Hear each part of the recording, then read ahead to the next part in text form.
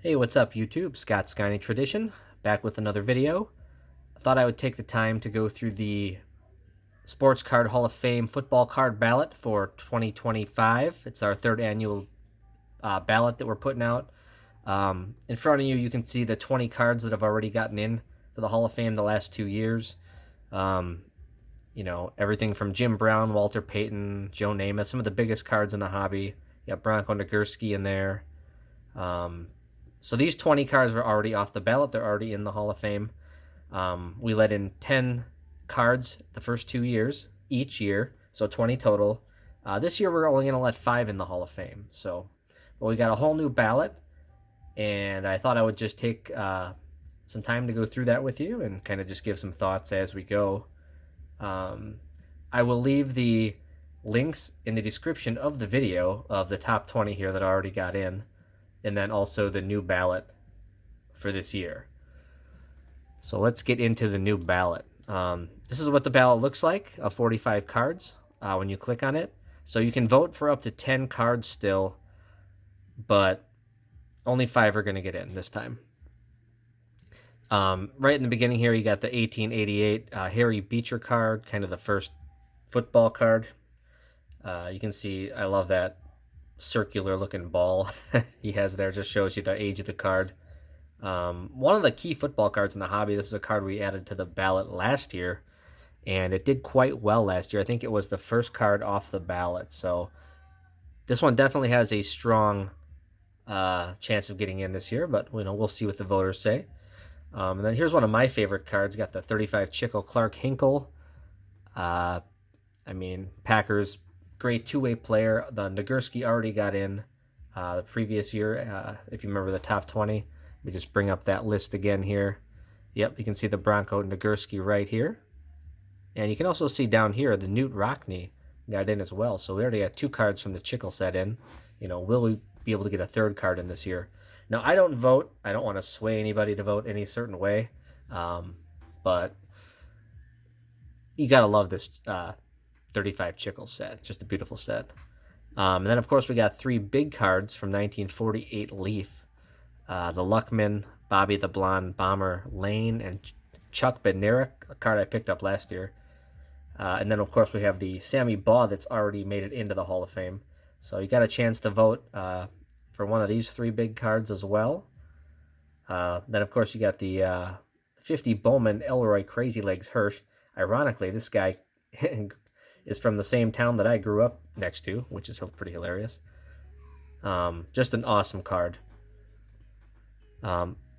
Just love the high-stepping running. Like so many of these cards from the 50 Bowman set. I've said it a few times in the past. The 50 Bowman football set is one of my favorite sets of all time. And honestly, the baseball set is not too shabby either. So that's on the list this year. And of course, the Y.A. Tittle, that's a card I picked up last year. The pink sky in the background. Another great card right there. And we got the Joe Paterno Topps Felt back here. Kind of a unique card. These are really small cards. They're pretty small if you've ever seen them. They're only, I don't remember the exact measurements, but they're only like 1.5 inches tall or so, somewhere around there. Kind of a unique set of the great Joe Paterno. Then we've got the 50 Bowman Doak Walker. Another great 50 Bowman card. That's new to the list this year. Card number 1 in the set. Then we got the 51 Bowman, Norm Van Brocklin and Tom Landry. A couple of beautiful cards. All the cards from these early Bowman years are just gorgeous. Got the Frank Gifford here as well. George Blanda on the list. He was in the NFL for like decades. He spent just a long time. Just a beautiful card right there. That's new to the list this year. Of course, we got the Don Hudson. I think that was number 3 off the list last year. So very close was the Don Hudson last year. And the 4 Horsemen didn't finish too far off either. So both of these cards are absolute classics. Of course, I'm a little partial to the Hudson myself just because of his Packer lore. Of course, one of only 6 Packers with his number retired.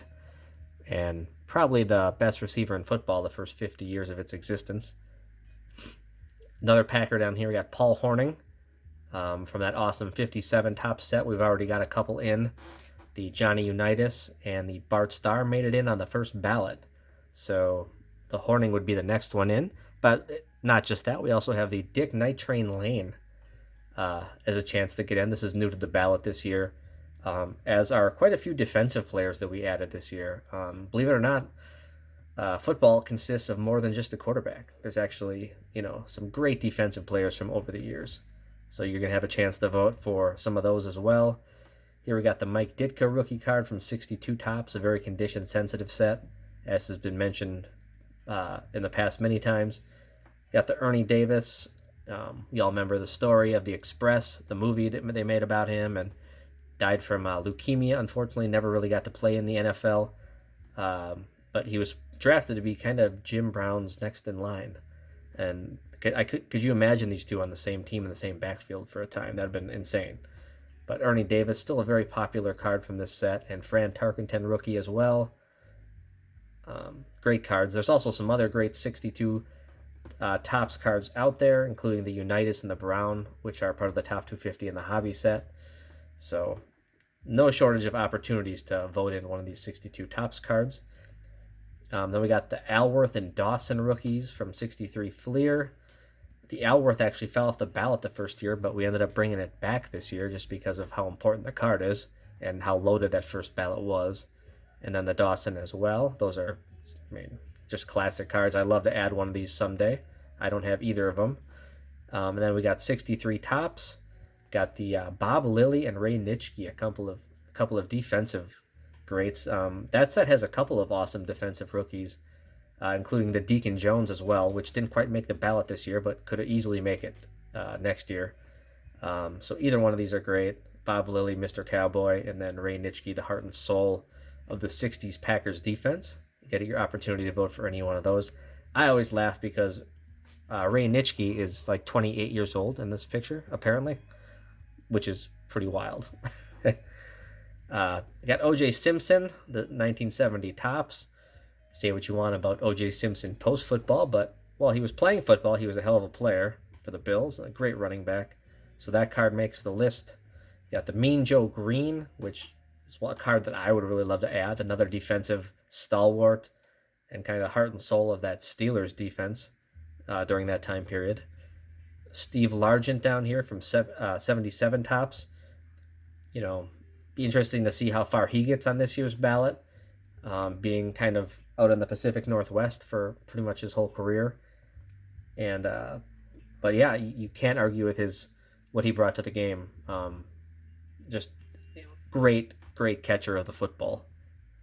And you got a Tony Dorsett sticking with that late 70s theme, and Earl Campbell down here. These are all great late 70s cards. These are new to the ballot this year, all three of these, and the Mean Joe Green. Another new to the list, you got the 82 Tops Ronnie Lott. Just an amazing card there. So many key cards from that 1982 Topps set. Now we've got Lawrence Taylor, LT. I think he has a pretty good shot to make it in the next couple of years, if not this year, next year. I mean, he's probably the best defensive player of all time. So how could you not have him in the Hall of Fame, right? Sports Card Hall of Fame. Awesome cards. John Elway, his cohort Dan Marino made it in on the last list. So will the Elway be a candidate this time around? We'll have to see about that. Both of them are key quarterbacks. Here's an awesome red, white, and blue Memphis Showboats Reggie White USFL card, which is maybe one of my favorite profile cards of all time, and just a beautiful example. If Lawrence Taylor's the best defensive player of all time, Reggie White might be number 2, or they might be interchangeable. I don't know. But another key defensive player. And this was Bart's one of Bart's editions, the 89 Pro Set Santa Claus promos card. This card's actually kind of popular around the hobby. And if you look, there's a little magazine there with Joe Montana on it, sitting on the desk of Santa Claus. So now I know why Bart probably wanted this card in the Hall of Fame. So you got your opportunity to vote for that one. Kind of a unique card. As we've mentioned throughout the process, too, we do like to educate on certain cards. So this gives us the opportunity to pop cards in there, just to talk about them and talk about the history of the football card hobby, which isn't super prevalent on YouTube. Here we got the 89 score Deion Sanders, obviously in the news a lot, being head coach of Colorado for football, and who knows, may end up getting an NFL gig at some point. The Aikman might make the list at some point as well in the near future, but that 89 pro set, or excuse me, 89 score set is just loaded with great football players, rookie cards. Here's the 89 score supplemental set that has the Bo Jackson with the baseball bat and shoulder pads. This is kind of like the football card version of, depicting Bo Jackson as a multi-sport athlete. Very important card. Now we got the 90 supplemental Emmitt Smith rookie card, which I found interesting that the Barry Sanders already has made it in, but the Emmitt, was kind of in the 20s as far as where it finished last time around. So the Emmitt has some work to do, although I think is a great card, and he was a hell of a player. Here's a card that fell off the ballot the first time around, and that was the Brett Favre rookie with his name spelled wrong, the error card. Obviously, we had to bring that back on the ballot. Favre still holds or is close to multiple NFL records, so you can't not have him on the list. Another defensive stalwart, maybe the best defensive player of the 2000s, Ray Lewis. Just a stud linebacker for the Ravens for many years. This is his rookie card from Bowman's Best.